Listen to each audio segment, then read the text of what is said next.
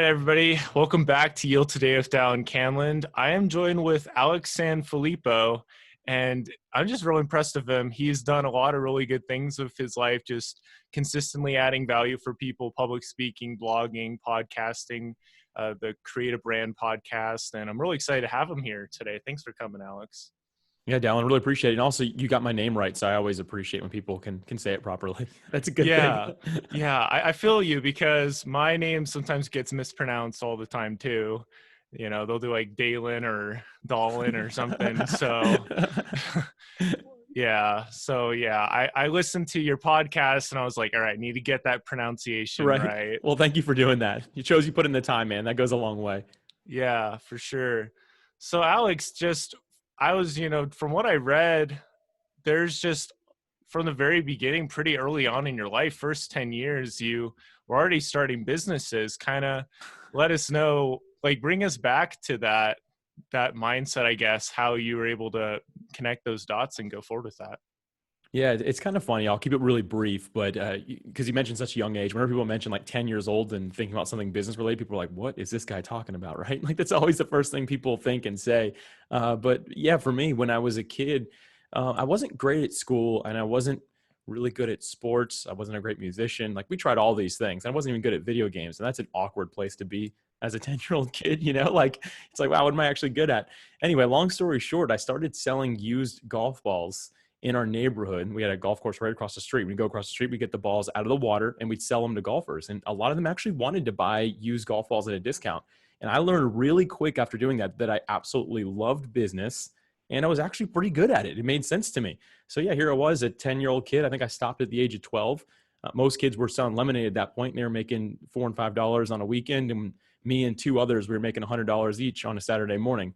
And Wow. right. So we were doing really well for like little kids. And there comes a point where you're not cute anymore and you can't do it. Like I think 12 was my cutoff, right? And they're kind of like, all right, you're not such a little kid anymore. You can't really do this and get away with it. But we capitalized on those couple of years. But yeah, long story short, it was really just me selling used golf balls, which kind of propelled me into a mindset of, oh, I like business. I enjoy this. And it wasn't necessarily the act of making or having money. It was the act of making it that I enjoyed. So I didn't necessarily even do anything with the money. I asked my parents at 11 years old, I guess, if I could start a savings account or whatever it was at that point under there. They just opened a separate account because obviously I couldn't have my own. But I wanted to start saving money. And it wasn't because I had any love for money, but I really enjoyed the act of making it because it was like it was my version of creation, right? I believe that each and every one of us, we are created beings made to create.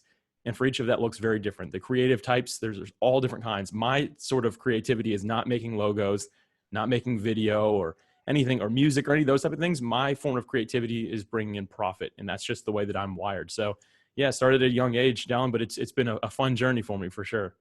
Oh, that's fantastic. And you did a good job of summarizing that. I thought a lot about something I've been thinking about, how we're all created on purpose to create on purpose. I think Mm-hmm. you summarized that very well. So I think it's really important because there's, this difficult time in our youth when we're trying to figure out like what is our passion and what do we really enjoy doing.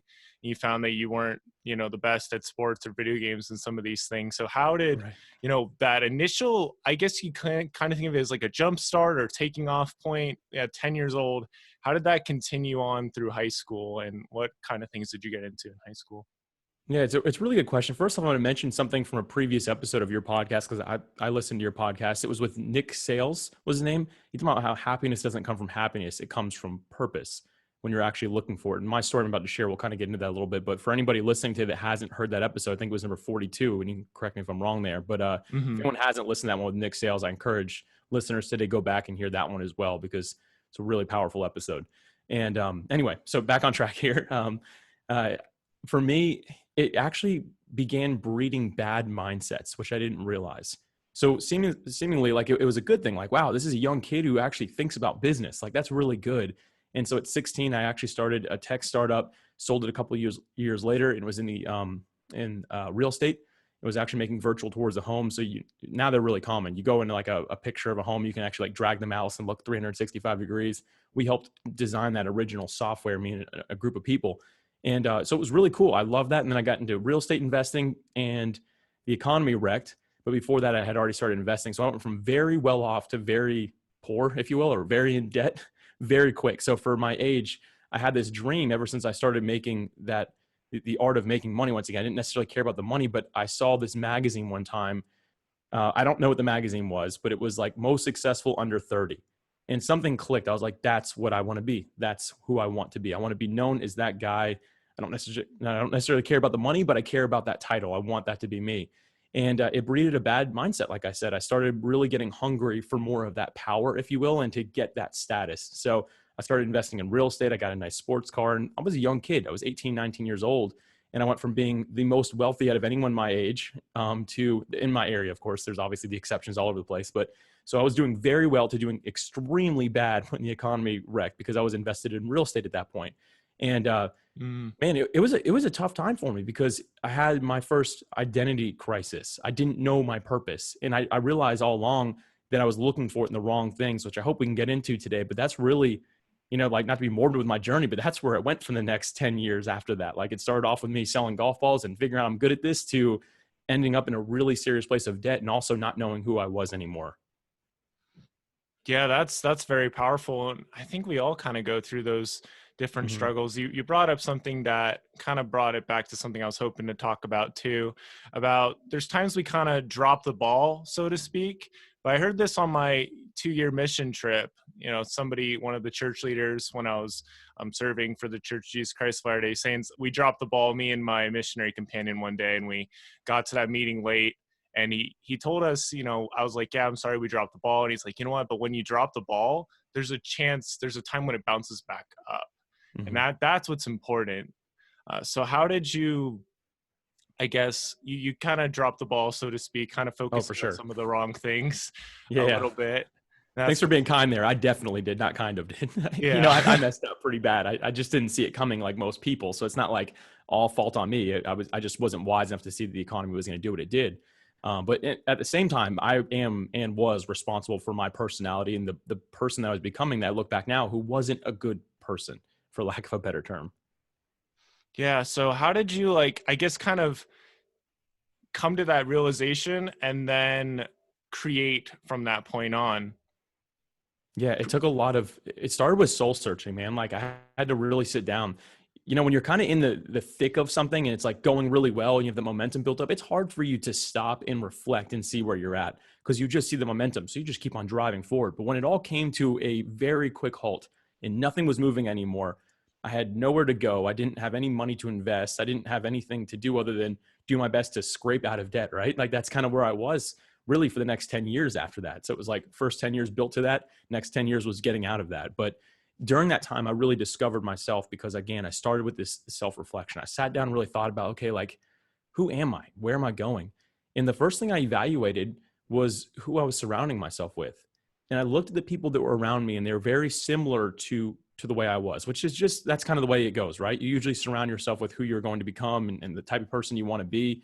So I was surrounding myself with that, which was more people that weren't going a great direction, like I wasn't going a great direction. And I'm not saying anything bad about these individuals.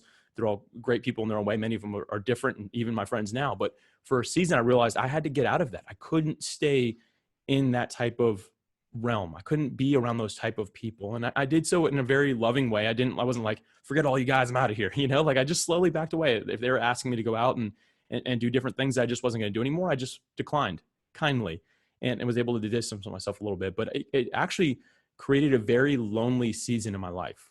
So not only was I now in extreme debt, I also didn't have a lot of friendships in my life, and it was really tough for me. And one day, what really changed is I actually got something in the mail, like physically, not an email. I mean, something showed up in my mail. It's like a one-page flyer, and it was just inviting me to I think it was called College Life. It was like a church ministry that was right around the corner from me, and I grew up going to church. At this point, I lived in my own home and things like that. But I was like, yeah, maybe I should give this a shot. I haven't really thought about it in a while, but let me go ahead and check this out. So I went to church for the first time in a while, and I remember going there, and for some reason I had this mindset that people were not going to accept me because I had failed in business. I just kind of had that mindset. Like, I didn't want people to know who I really was and things like that. And that was all internal. I didn't voice that, but I found really quickly these people loved me for who I was, not for what I had done or what anything outcomes in my life. They just loved me because I was another human being. And because of that, I actually found a tribe. I found a community. I found people that really love me. And that was the start of really good times in my life and really discovering what my purpose was, more so than just pursuing that happiness, or that goal that I had. Instead, I finally really pursued that. But the big change was when I got myself around the right people and got myself in the right headspace for it. Yeah, that's amazing. It makes me think of the episode you did with Alan Stein, maybe. Yeah, Alan Stein Jr. Oh yeah. Yeah, yeah. You talked with him about how if you've made some, or maybe it was one with Neri Eal, but the one like you talked about how if you've made some decisions like, hey, I'm going to be a vegetarian, then it eliminates some of these other potential distractions or other things. So yeah, that's awesome that you're able to make that change, and especially that those people are able to be so welcoming for you. Yeah, it was fantastic, man. And obviously for me, it just turned into a relationship with God, which is how I've defined myself at this point in my life. Like my identity is in Christ. That's what I believe. And that really changed everything for me. I know we don't necessarily need to get into all that, but like that was the foundation of who I am today. And it all started from just getting around those right people and getting myself again in that right headspace instead of just being stuck in the grind of keep on going, keep on going, keep on going. It was stop, think, get around some right people, get right with God. And from there, everything is built up from that point. Yeah, for me, my relationship with God has defined a lot of the decisions I've made and other things as well. I've tried to, put my efforts kind of in his hands, so to speak. Have you heard the poem, The Touch of the Master's Hand? I can't I can't recite it if you're about to ask me to, but I have heard this. I just love that. I just love that a lot. Do you think you can tell it in like, or a couple, like really No way. quickly? I'm gonna butcher it. You go for it, man. That's all on you. Okay. Okay. So there's this guy and he shows up there. There's this violin and he's like, what am I bidding, good folks? I have this violin, and they haven't heard the violin played or anything yet. They haven't heard the violin itself. And so they're all like $1, $2, $3. And it's like going and going. And then this guy from the way back's like, hey, he goes up and he picks it up and he plays this beautiful melody, and I'm sure it stirs the people up a little bit. And then the guy goes and sits down, and then the guy goes back up and he's like, all right, 1,000, 2,000, three Right. thousand, and everybody's like, well, what changed? What changed? And the guy's like, well, it was the touch of the master's hand. And I think that's something that everybody needs to have in some degree, is some kind of help, some kind of guidance to unleashing their potential, and then potentially they can do that for other people. That's what I've tried to do. But yeah, especially like God knows all of the things about us, all of our quirks, all of the great things about us too. So just wanted to bring that up really fast, because I think Yeah, I'm that, glad you did, man. That's good. yeah, I think that illustrates it pretty well. But I get, 100%, man. yeah, yeah. So you've done like, you've worked well, let's just go like to college. So you've had this awakening, so to speak, Hmm. and now you're at college and you're going into like some accounting and focusing on business development. How was that for you? And I guess, how did everything you felt up to this point kind of translate into your college life? Yeah, for me, I actually didn't do too much in the schooling side of things. I ended as early as I could because I actually couldn't afford it, believe it or not, which sounds crazy. But I was already in a lot of debt from, I started real estate before I got into college, and it ended up really, there was no way I could do both. And I was like, all right, I'm going to invest. And then I lost all that money, and then I couldn't do both. So I had to just stop. So I did very little bit when it came to that, but I did a lot of furthering my education in the aerospace industry is where I got my focus, because I needed a job. If I'm just going to be real, right? Like I needed a job at this point. And aerospace was an industry at that point. I was like, all right, what's invincible? Because I just lost all this money in like the most sure bet ever, which was real estate.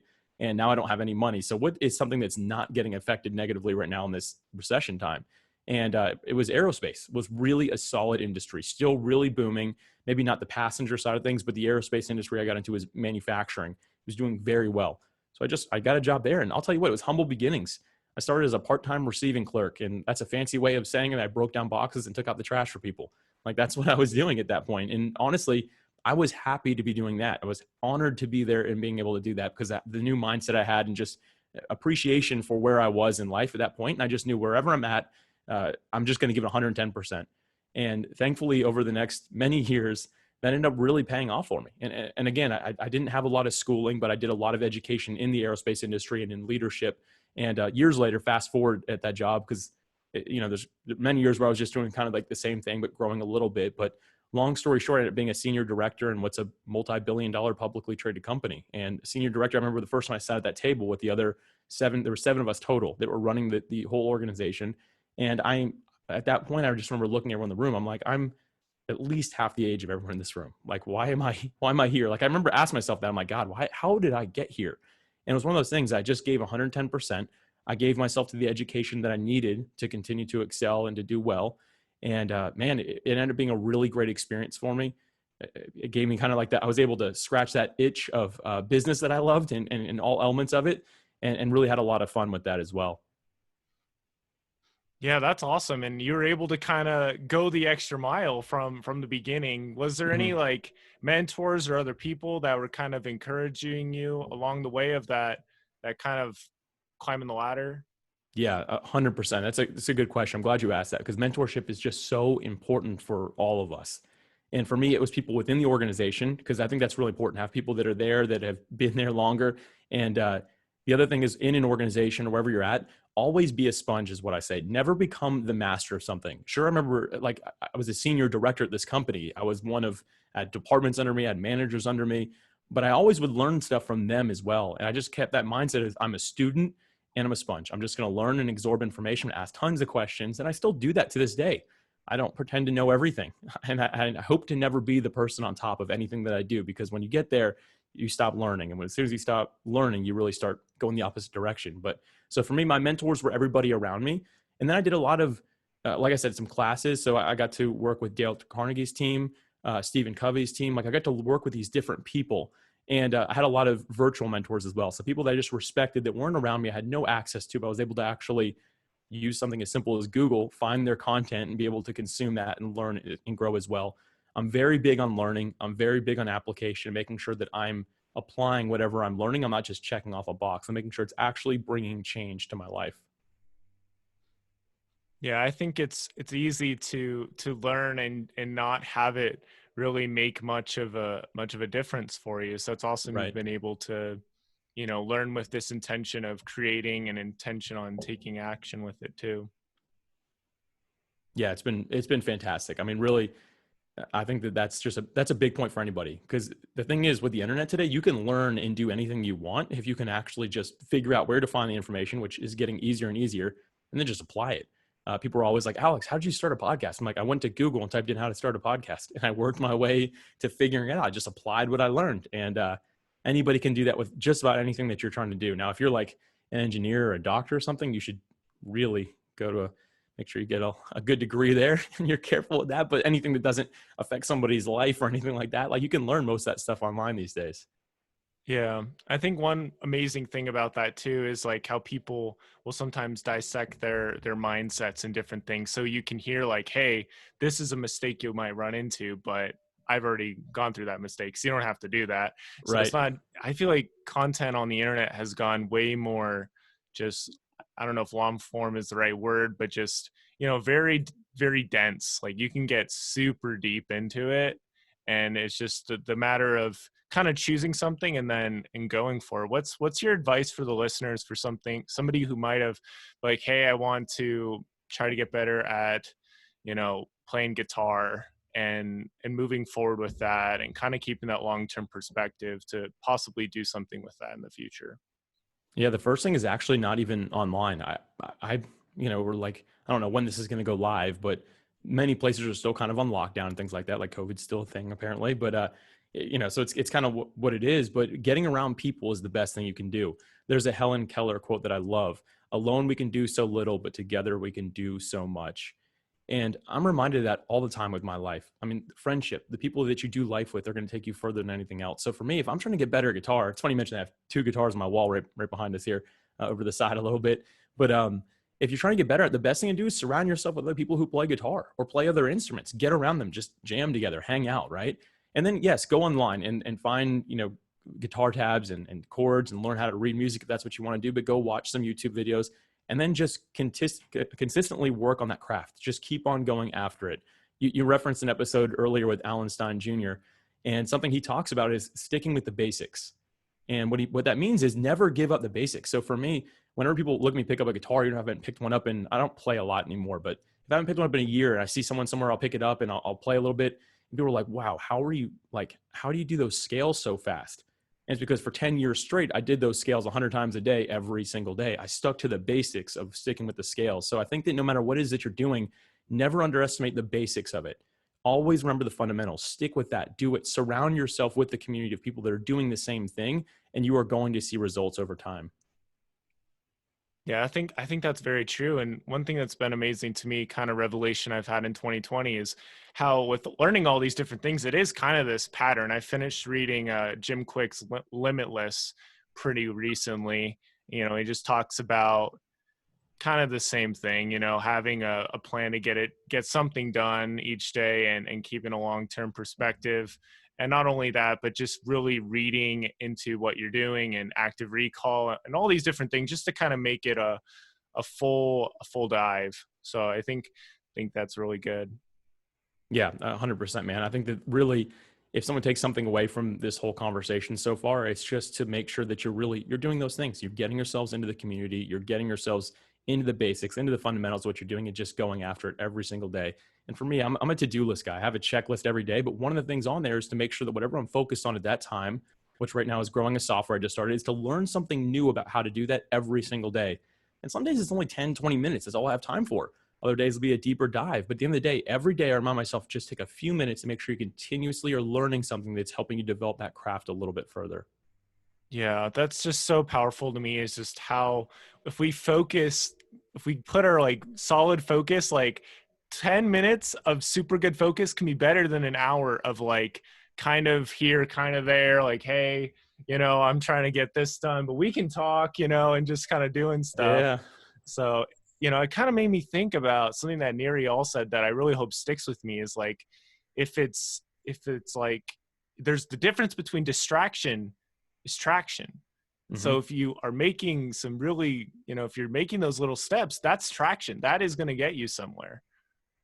Yeah, you're 100% right, man. Neri All, like his book Indistractable, is literally, I think it's one of the best books I've ever read. But 2020, it's my big theme book, aside from the Bible, of course. Like that's my number one. This is my number two this year, though. And man, like traction, so important, because I mean, so many of us, we say we're going to work on a project, and we're all guilty of this. Whether you're a student, no matter where you're at, even if you're just working on something as simple as homework, right? You've still got your phone. You've got YouTube up, like you've got the TV on the background, like we are distracted. And here's the thing, if you put all that stuff away, and I learned this actually on an airplane at one point, I'll share that story real quick, but if you put all this stuff away and actually truly focus on the one thing that's in front of you, you'd be shocked at how much faster you can get it done. And many people don't even agree with that because they've never tried it. They're like, no, I can do it with everything around there. But I promise you, if you put everything away and you get only what you need in front of you, you will get more done.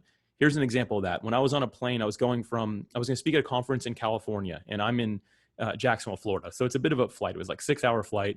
And I told myself, all right, I needed to produce 2 blog posts, one on the way there, one on the way back. That's all I had to do. They were supposed to be pretty in-depth blog posts, and I knew what I wanted to write already. So I went there and sat down the plane ready to go. Didn't get the Wi-Fi package, anything like that. I just was, okay, I'm just going to write this. There's going to be no distraction. I'll just get it done real quick. I had my playlist already done because my music was downloaded, so no streaming or anything like that. And on the way there, I wrote 6 blog posts. And on the way back, I wrote 6 more. I actually finished for that website 1 year's worth of content in 12 hours. And I like landed, I'm like, how did I do that? Like, I must have just been like in the flow of like, my creativity was like sparking. Like, and I reread them later. I'm like, these are awesome blog posts. Like, these are so good. And then I really just sat there and did the same thing I did back when I was 20, which is sit down and reflect. And I thought, I'm like, how did I do this? And I happened to pick up a book at that point that someone recommended to me just by chance. Totally random. It was actually one of my mentors. Talked about Deep Work by Cal Newport, which is very similar to Nir Eyal's Indistractable. But the idea is like, if you actually remove the distraction, you can get more done. And I decided to try this at home. I was like, okay, I got my water, so I'm not gonna have to go get water. I went to the bathroom before I started, so I don't have to go to the bathroom. I have my predetermined playlist. My phone is on Do Not Disturb. And all I have in front of me is the computer and the notes that I need, and everything else is gone. The TV's off, everything's done. And I did the same thing again in 1 hour. I knocked out more work that I could usually do in 4. And it's just because I taught myself to get rid of distraction, to actually focus on the traction that I needed to make. So, I just kind of went off on a rant there, Dallin, but this is like a point that I'm really passionate about because I've just seen the impact it's had in my life. And we live in a distracted world, but if you can learn to avoid this distraction, you can do anything much faster than you can imagine. Yeah, I think it's because like your partly is your brain's a little bit more into it and everything. And it makes you think of this crazy thing I heard. I don't remember what book I was listening to. I'll try to make this real fast. But basically this guy paid like, $1,000, $3,000 to fly all the way to Japan, so he could finish writing this book. Oh And that yeah, was what is that from? like that was I've the heard that only too. reason. Like, but he was able to get it done. He was so focused, and it was worth it. It was so worth that investment of paying like $2,000-3,000 just so he could get that environment. So that's something I'm trying to get better at too. I use the Forest app. So like if I'm working on my podcast, if I'm working on writing, I have different tags, and then I just at the end of the month I can see like how much average I spent on each thing. So what system and different tools do you use to kind of help you keep on track, stay motivated with these things? Yeah, so the first thing I use for music now, because I'm a bit of a music junkie. I mean, I love music. So the biggest thing that distracts me isn't necessarily a notification that came up. It's more so, what song do I need right now to get this done? And then you can spend 20 minutes looking for a song without realizing, be like, oh, wow, they let out a new album. Oh, I kind of want to hear that. Like looking at my phone while I'm doing this. I'm like, wow, really? No way. And next thing you know, you're like, what was I doing here again? Like, why am I even here? So what I did is actually my friend recently, who was a guest on my podcast last year, is one of these big name Amazon sellers, Max Abreu. And he told me about this app called Brain.fm. And it is just music that has been actually proven. They did all this polling and like scientifically figured out how it messes with the mind and things like that to actually keep you focused on what you're doing. So it's music that's not going to overly engage you, but also keep you engaged enough that it actually keeps a rhythm of focus going. Really fascinating stuff. And there's science behind it and all. And it's helped me a lot. So I just put that on. It's not the music I necessarily want to listen to, but it's what I need to hear at that point. Another thing is just keeping everything off. So, like something as simple as your smartphone, turn it on Do Not Disturb or not on vibrate, and don't leave it face up where you can see the screen when it lights up. I flip it upside down and I'll leave it that way for the hour that I'm going to focus. And the thing is, I think many of us, at least me, I'm a bit of an overachiever, Dallin, if I'm being honest with you. So for me, like when I first did this, I'm like, I'm going to focus for 8 hours straight and nothing's going to distract me. It's just not realistic. You're better off doing a sprint when it comes to actually staying focused. So for me, it's a time block. I rarely do anything for longer than an hour, but I will set a 1 hour block in my calendar where I know that 1 hour I'm only doing this. I'm not going to open my email. I'm going to go to the bathroom beforehand. I'm going to get my water beforehand. If I need a snack, I'm going to get it now. And that 1 hour is going to be focused. And then at the end of that hour, I'll pick up my phone. I'll take a look at it. I'll check my email real quick. I'll go to the bathroom. I'll go get something to eat. Like all those different things will happen. But in that 1 hour, make sure that I'm really focused. So for me, it comes down to really self-discipline, which isn't a tool that's super tangible, but it's something that we all need to really, that we really need to learn. And we have to be getting better at. And you do that by flexing that muscle every single day. There's a quote that I don't know. I think I made it up. I'll just say that, but you're only as disciplined as the temptation you overcome. So for you, whatever that temptation is, you're only really as disciplined as that temptation, whatever that might be for you. Some of us are addicted to inbox zero. We want no emails in our inbox ever. So we're checking every 5 minutes to see if there's something else to knock out.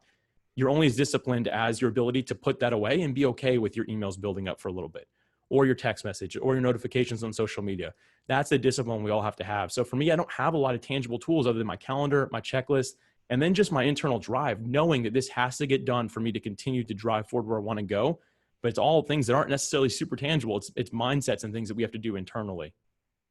Yeah, that's awesome. You kind of made me think of a quote I was thinking about a couple of nights ago, probably when I went to go to sleep. It was, you know, only those who are able to conquer temptation know how strong it actually is. Because I feel like sometimes it's easy to get into this autopilot thing. You don't really have a long-term vision. And so it's easy to just check Instagram or check all these different things. So that's really amazing that you've been able to kind of subdue all of that and just kind of get into your own chamber, I guess, of isolation in a way, to get all Yeah. of this work done.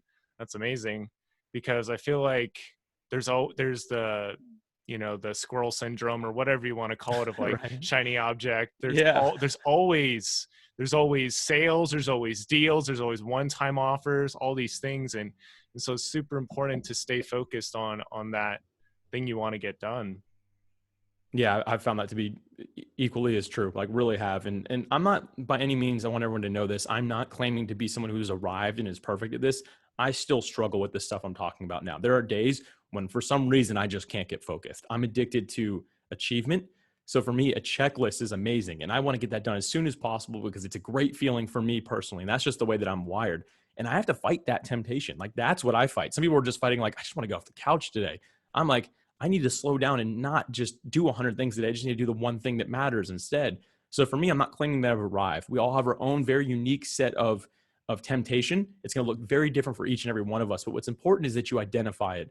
And you do this by sitting back. Once again, this is a trend I have here today, and reflecting, thinking about what are the things that keep me distracted from what I know needs to get done.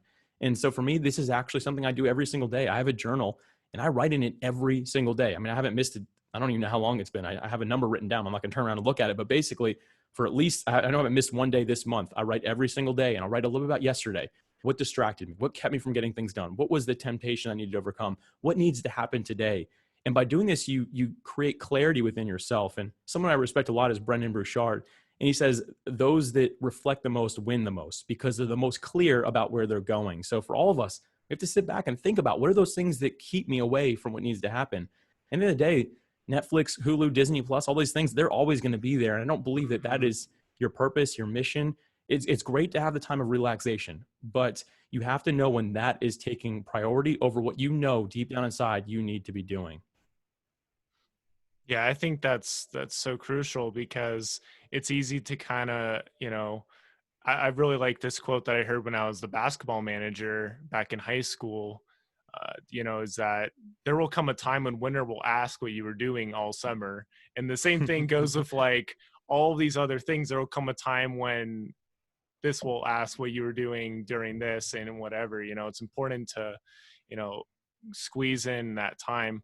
Well, tell us about some of the projects you've done and some of the things you've been able to accomplish with those on just kind of on the side. Yeah. So, I mean, as I'm doing these things and becoming more disciplined, side hustling became part of my life. I mean, it just really did, like having something on the side of what I'm doing. Again, for me to flex that creative element that I have, which for me, once again, is building something that creates some form of profit or it drives some sort of traffic. It's something I love doing. So it was actually on July 2nd, 2019, I launched the Creating a Brand podcast. Wow. And since then, it's done really well. Like I'm humbled to be able to say that we have a great audience and the guests have been phenomenal. I've had a really good time with it, learned a ton along the way. But that's one of those things I knew I wanted to do. And so when I did that, I started off by looking at how much time it was going to take. Because I mean, listen, anyone who's listening today, Dallin is doing a great favor for you because podcasting is a labor of love. A lot of times it is a ton of work. This isn't just like press a button, hit play, and then hit publish. It doesn't really work like that. There's a lot that goes into it. And it's why most people, this is an interesting stat, there's 1.4 million podcasts and probably 1.5 by the time this goes live. And out of all of those, only 40% of them have more than 10 episodes. Oh, And wow. and out of those, I believe only 30% of them are still active. So if you really look at podcasting, there's not that many people involved. People are like, oh wow, it's really blowing up. Everyone has a podcast. Everyone has a podcast episode, but most of them only do one. Something like 26% of people only do one episode. And these stats are not from me. These are actually from a website that does a really good job with podcasting stats. You can just Google podcast stats and you'll find it pretty easily. But more or less, like there's a lot that goes into it. So for me, when I launched the Creating a Brand podcast, I knew that I was biting off quite a bit. And I had to sit down and evaluate my time once again, take inventory of what I was doing. Was there anything I could push out that wasn't what I wanted to do or what I knew that I should be doing deep down inside? Because for me, even this podcast that I do, Creating a Brand is a calling. And I knew it was something I needed to do. And there's a quote that I absolutely love. Sometimes you have to say no to the good so you can say yes to the great. And for me, I knew that that's what I had to do. There was things in my life that were good, but I had to challenge those things and say, you know what, I have to get rid of these good things because potentially this could be great instead. That's a little bit of a risk. It's not comfortable. It's a challenge internally, but it's one of those things I had to do. So that's one of my big projects that I'm working on right now that I'm really excited about. Put a lot of time and energy into that one for sure. Yeah, and I appreciate the thought about how podcasting's a labor of love. It Yeah. definitely is. Yep. Yeah. It's, once this goes live, it'll be September, so we'll have been doing podcasting for over a year at this point because Nice. I started in August 2019. So, yeah, I think, Congratulations. well, Good for thank you, you. man. Thank you. Yeah, it's just really important that I think you have that long-term perspective in mind. I started a YouTube channel with my friends back when I was like 15, 16. We learned, we made like 100 videos our first year, just video games and stuff and talking. And then it's kind of added up. Now there's over 500 on there. And so I had this perspective like, where do I want this to be in a year? Where do I want this to be in 2 years? And the thing about podcasting too is there's a little bit more investment, because Hmm. you're usually paying every month or something along those lines. But I think it's super valuable just, you know, putting that investment in yourself, going after it, and something that helps me is like, you know, do I want this to be a thing? Do I want it to be a thing in a year, like, or do I want to still be thinking about it? Right. Yeah, there's a quote. I know I mentioned a lot of quotes, but if you're somebody that's thinking about something and you're just not sure if you want to do it, eventually I believe that you will. First off, like just take the risk and do it. But there's a quote that says the best time to plant a tree was 25 years ago. The second best time is today. And when I look at my life and knowing that I was supposed to get into podcasting, if I would have waited 5 more years, then it would be a totally different ball game. Like we're still pretty early in the podcasting game, but it's funny. I had this same conversation with John Lee Dumas, who has Entrepreneurs on Fire, and he's one of the biggest podcasters. And when I was talking to him, we were just having a conversation. He goes, "You have a really good podcast, Alex." He goes, "Actually, you don't even do anything different than I do." He goes, "If you would have started the same day I would, you would have been just as successful as I am." He goes, "The only thing I have on you is time." And he's Hmm. absolutely, I mean, he's right. Like it's just the time that he's been doing it. So for all of us, whatever we're thinking about doing, start today. Don't wait another few years. Start today and just make sure you do it consistently. Because at the end of the day, the people that are winning in the world today are the ones that can stay consistent with what they're doing. So even when it comes to having a day of self-discipline where you're really focused on a project, if you just do it one day, great. It doesn't really mean a whole lot. But if you can do that every single day or every single week or a few times a week, consistently showing up and bringing your A game, that's going to make a difference in the long run. And I think to the old tale, the what is it, tortoise and the hare, I think is what it was called. But like it was a turtle versus a bunny rabbit. Who's going to win? You're like obviously the bunny rabbit, but he kept on getting distracted along the way and stopping. The turtle won because it was consistent. It didn't stop. It kept on powering through. And I've always looked at myself that way a little bit because I'm honestly, if I can be totally transparent here, I'm not the most gifted person on earth. Like it takes me a little while to learn things and I have to really grind things out to really figure it out. But here's the thing, I don't give up. I stay consistent with it, showing up every single day. And eventually that pays off for everybody, I believe. Yeah, I really like that story of the tortoise and the hare too, because like he assumed he was super, super, super far ahead, Right. and then he took this nap, and I imagine it. He wakes up, and this turtle's like inches from the finish line, and by then, if he gave it everything, it wouldn't be enough. Yeah, it's true. It's totally true, man. You know what's funny? Actually, a lot of athletes have, I don't actually, I shouldn't say this is funny. It's kind of sad. The most gifted athletes naturally, I mean, any sport you want to think of, are usually not the best because they don't feel like they have to work as hard. The people that are absolutely the best, again, they're the ones that stick to the fundamentals and they do it every single day consistently. When you talk to people that are the best, like think of Jerry Rice, one of the best receivers of all time in NFL history.